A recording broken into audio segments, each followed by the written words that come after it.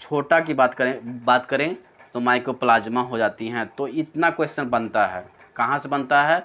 कोशिका के डेफिनेशन से। डिफाइन ये कोशिका हो गई, क्या कोशिका के डिफाइन हो गया। अब एक चीज़ और बताए थे कि तंत्रिका तंत्र में किसी प्रकार का विभाजन नहीं होती। भाई क्यों नहीं होती है तंत्रिका तंत्र में विभाजन?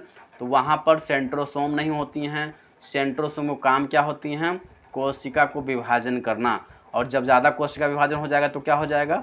जब ज़्यादा कोशिका विभाजन हो जाएगा तो एक बीमारी हो जाती है जिसका नाम होती है कैंसर। क्या होती हैं? कैंसर। कैंसर बहुत बड़ा बीमारी कब बन जाता है? जब आपकी कोशिका, बहुत सा कोशिका एक ही जगह बनने लगे।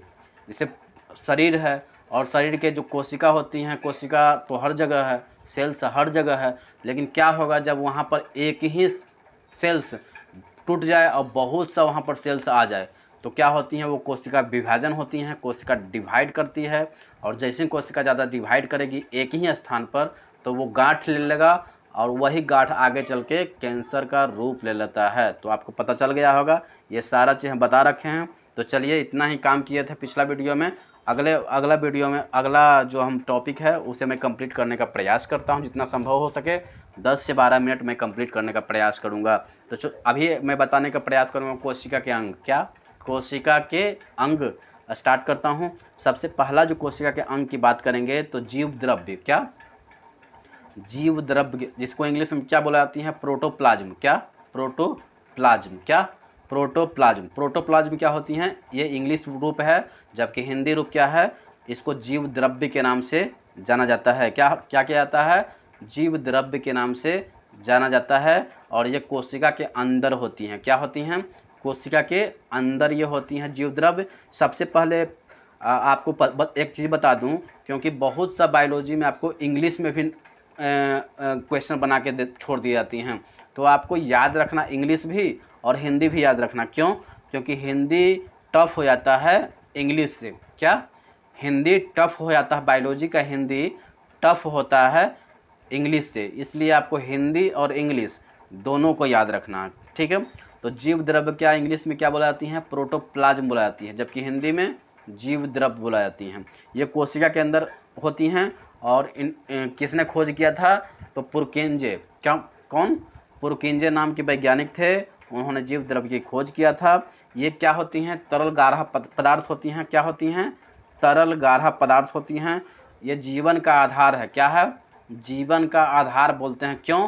क्योंकि अगर 1% की कमी होगा, क्या 1% की कमी होगा तो प्यास लगेगा, और 10% की कमी होगा, पानी जो होती हैं, अगर 1% की कमी होगा शरीर में तो वो प्यास लगेगा, और 10% की कमी होगा तो सीधे ऊपर जाना पड़ जाएगा। क्यों?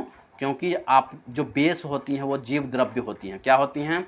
जीव द्रव्य होती हैं। आपके शरीर में 90% पानी है। क्या है? 90% पानी है। और वो पानी कहाँ पर है? आपके पेट के अंदर है क्या? नहीं, आप वो पानी आपके पेट के अंदर नहीं है। जो आप पानी पीते हो वो पानी पहले पचता है, और पच करके क्या, एक कोशिका के अंदर एक पार्ट होती है जो आगे बताएंगे हम, वहाँ पर चला जाता है, और वहाँ पर जाने के बाद वो चीज़ों को, वो पानी को स्टोर कर पाता है। तो पानी को स्टोरेज होती हैं पेट के अंदर नहीं। पेट के अंदर तो कुछ नहीं। पेट के अंदर जो पानी जो जाता है वो पानी थोड़े होता है, वो तो अपच पानी होती है। जो पानी पच जाता है, और पचने के बाद आपको हर जगह जो पानी कोशिका के अंदर जाती हैं वहीं पर होती हैं। तो आपको पता होना चाहिए कि अगर 1% पानी की कमी होगा तो प्यास लगेगा, और 10% पानी की कमी होगा तो आपको ऊपर जाना फिक्स है, कोई काट ही नहीं सकता। क्यों? क्योंकि आपके शरीर में पानी की बहुत ज़्यादा कमी हो चुकी होगी। 10% बोलने का तात्पर्य क्या है कि अगर 90% रहता है पानी, तो आपके वजन का 90% सिर्फ पानी है। अगर 10% की कमी हो गया तो आपको मरने से कोई नहीं रोक सकता है। तो आपको याद होना चाहिए कि इसीलिए इसको क्या बुलाता है? जीव द्रव्य को इसलिए बुलाता है जीवन का आधार। क्या? जीवन का आधार। तो इसलिए इसको बोला जाती है, क्योंकि इसके अंदर क्या होती हैं? 80 से 90% सिर्फ पानी होता है, सिर्फ जल होता है। ये दो तरह की होती हैं प्रोटोप्लाज्म। क्या? ये जो दो तरह के प्रोटोप्लाज्म जीव द्रव्य होती हैं। क्या होती हैं? जीव द्रव्य होती हैं दो तरह के। कौन कौन होते हैं? तो आपको याद रखना, कोशिका द्रव्य होती हैं, और दूसरा केंद्रिका द्रव्य होती हैं। क्या? कोशिका द्रव्य होती हैं और एक केंद्रिका द्रव्य होती हैं। तो कोशिका जो द्रव्य होता है, कोशिका के अंदर जो द्रव्य होती हैं वो कोशिका को सूखने से बचाता है। क्या? कोशिका द्रव्य जो होती हैं वो कोशिका को सूखने से बचाता है। जबकि केंद्रिका जो द्रव्य होती हैं, जो केंद्रक के अंदर भी जल होती हैं, तो वो केंद्रिका द्रव्य जो होती हैं वो केंद्रक के अंदर होती हैं। अब केंद्रक बताएंगे तो वहाँ पर बता देंगे, क्योंकि जहाँ पर जो चीज़ पढ़ना रहेगा वहीं पर बताएंगे तो आपको ज़्यादा फ़ायदा करेगा, क्योंकि रटने से कोई फ़ायदा तो है नहीं। आप ज़्यादा से ज़्यादा चीज़ों को समझोगे तब तो वहाँ पर ज़्यादा फ़ायदा होगा ना। तो चीज़ों को समझने का प्रयास करो, न कि आप उस चीज़ को रटने का प्रयास करोगे, क्योंकि रटोगे तो फंसोगे इसलिए क्योंकि जब ज़्यादा रटोगे ना तो फ़ायदा तो करेगा ही नहीं।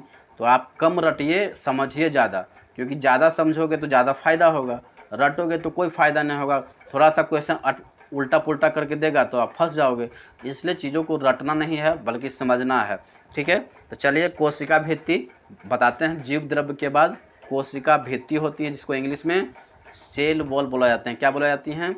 सेल वॉल बोला जाती हैं। और ये सेल वॉल जो होती हैं वो सेलुलोज का बना होती हैं। क्वेश्चन पूछ दिया जाती हैं कि कोशिका जो भित्ति होती हैं वो किसकी बनी होती हैं, तो आपको पता होना चाहिए सेलुलोज की बनी होती हैं।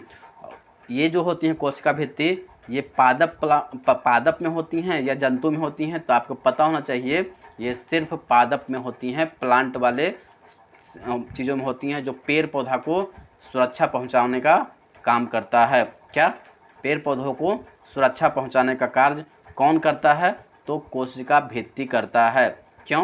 क्योंकि ये सेलुलोज का बना होती हैं और केवल पादप में होती हैं, जो पेड़ पौधा जो होती हैं उसको सुरक्षा पहुंचाने का कार्य करती है। जीवाणु भी एक पादप है, याद रखिएगा। जीवाणु, जिसे बैक्टीरिया बोलते हैं इंग्लिश में, वो बैक्टीरिया एक प्लांट है। आपको याद होना चाहिए कि आपके पेट के अंदर भी बैक्टीरिया है, जो आगे टॉपिक आएगा वहाँ पर समझाने का प्रयास करूँगा, क्योंकि मैं बार बार बोलता हूँ कि जहाँ पर जो चीज़ पढ़ना है वहीं पर आप पढ़ें तो बेहतर होगा। क्योंकि जीवाणु क्या है? एक पादप है, जिसका कोशिका भित्ति जो होती हैं पेप्टिडोग्लाइकेन की बनी होती हैं। क्या? पेप्टिडोग्लाइकेन। ये नाम याद रखना बहुत अटपटा नाम है। मैं बार बार बोल रहा हूँ कि ये नाम याद रखना बहुत ज़रूरी है। क्वेश्चन आपको किसी वक्त डाल सकता है और नाम आपको पूछ सकता है कि पेप्टिडोग्लाइकेन जो होती हैं वो किसकी बनी होती हैं। तो आपको याद रखना, जीवाणु जो होती हैं वो एक प्लांट होता है और उसकी कोशिका जो भित्ति होती हैं वो कोशिका भित्ति पेप्टिडोग्लाइकेन की बनी होती है। जबकि कवक की बात करेगा कि कवक की कोशिका भित्ति किसकी बनी होती हैं, तो काइटिन। नाम याद रखिएगा, काइटिन। क्या? कवक की कोशिका भित्ति जो होती हैं वो काइटिन की बनी होती हैं, जबकि जीवाणु की कोशिका भित्ति जो होती हैं पेप्टिडोग्लाइकेन की बनी होती हैं। अब एक और बता देता हूँ, उसके बाद आज का वीडियो फिनिश करूँगा, क्योंकि 15 मिनट हो जाएगा, 2 मिनट और बचा हुआ। तो मैं एक और पार्ट से बता देता हूँ जिसका नाम है कोशिका झिल्ली। क्या? कोशिका झिल्ली, जिसको इंग्लिश में सेल मेम्ब्रेन के नाम से जाना जाता है। क्या बोला जाती हैं? Cell membrane. क्या? Cell membrane. हिंदी में क्या बोला जाती हैं? तो कोशिका झिल्ली। क्या? कोशिका झिल्ली। क्या? कोशिका झिल्ली। ये जंतु और पादप दोनों में होती है। सबसे पहले तो आप जान लें कि ये जंतु पाद में होता है या पादप में होती हैं। तो आपको पता होना चाहिए ये जंतु में भी होती हैं और पादप वाले भाग में भी होती हैं। कोशिका के अंदर, क्या? कोशिका के अंदर जितने भी अवयव होती हैं, जितने भी एलिमेंट होते हैं, ये सभी कोशिका के अंदर होते हैं। याद रखिएगा, एक छोटी सी कोशिका के अंदर बहुत सा पार्ट्स होते हैं। वो सारे पार्ट्स जो होते हैं वो एलिमेंट कहलाते हैं और ये कोशिका झिल्ली के ही अंदर होते हैं। क्या? कोशिका झिल्ली के अंदर होती हैं, जिसे इंग्लिश में सेल मेम्ब्रेन के नाम से जाना जाता है। यह कोशिका को क्या करती हैं? अंदर जाने से, कोशिका के अंदर जाने से ये रोकता है। क्या? कोशिका के अंदर जाने से, जैसे आप कोई खाना खाते हो, जब तक वो पचेगा नहीं, जब तक उससे रस बनेगा नहीं, जब तक कि उससे ब्लड बनेगा नहीं, तब तक वहाँ कोशिका के अंदर नहीं जा सकता है। क्योंकि कोशिका के अंदर क्या है? जीव द्रव्य है। कोशिका के अंदर है सेंट्रोसोम है। कोशिका के अंदर लाइसोसोम है। कोशिका का इतना ही वीडियो छोड़ देते हैं। फिर मिलेंगे अगले वीडियो में अगले कंटेंट के साथ, अगले मोटिवेशन के साथ, अगले नए नए शब्द के साथ मिलेंगे। तो चीज़ों को सब्सक्राइब कर लें और इसको शेयर करने का प्रयास करें, क्योंकि ये अगर आप शेयर नहीं करेंगे